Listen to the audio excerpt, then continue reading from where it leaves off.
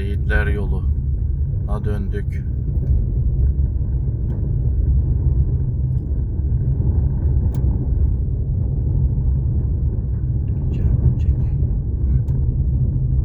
Çekeceğim oraya. Nurettin Atay.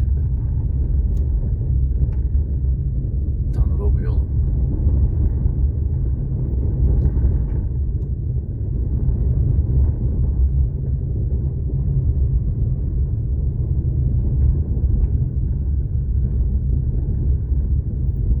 Güzelliklere bak ya. Pırıl pırıl ortam. Huzur verici ortam.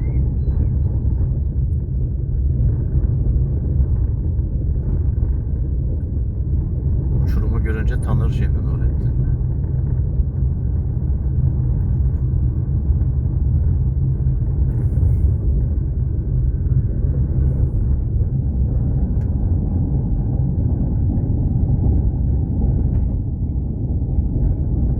Sahra Lezgiyer.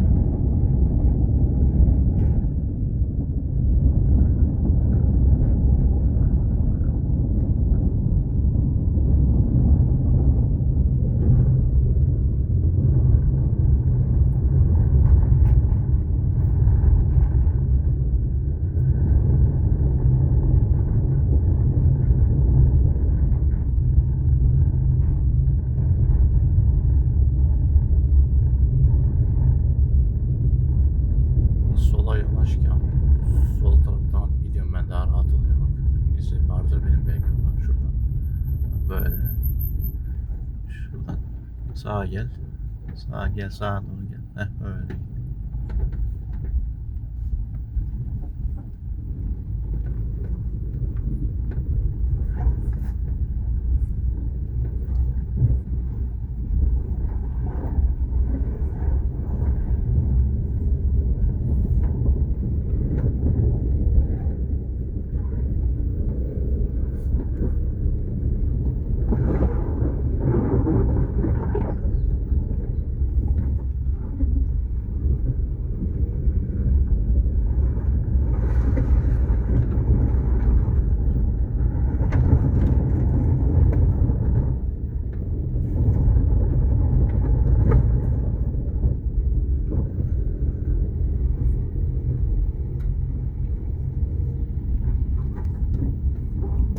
Burada dur.